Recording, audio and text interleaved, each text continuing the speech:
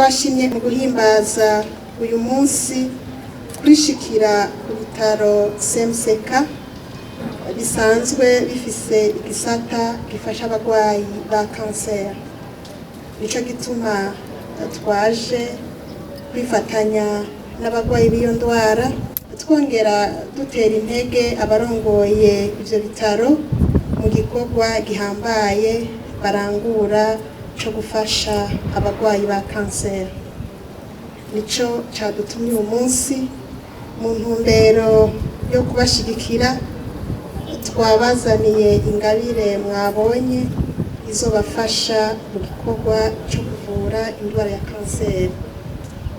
Mwatubwiye ko ibikenewe ari vyinshi aha mu gisata co kuvura kanseri, kandi natwe dusanzwe tubizi, ariko leta y'u Burundi yashatse kwereka abarongoye ibi bitaro vya CMCK ko ishima iyi ntambwe ibi bitaro bishitseko mu gufunyira urugendo abagwayi bahora basha kurondera ubufasha mu mahanga.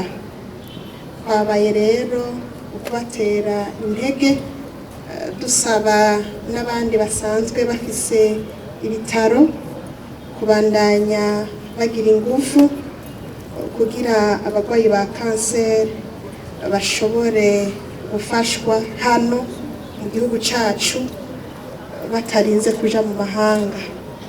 Kandi turamaze kumva ko hari ibitaro bimwe bimwe biriko biritunganya, biriko biragira ingufu kugira ngo birondere abaganga banonosoye ivyo kuvura indwara ya kanseri, barondera ibikoresho n'ubuhinga busanzwe bukoreshwa mu gupima no mu kuvura indwara ya kanseri.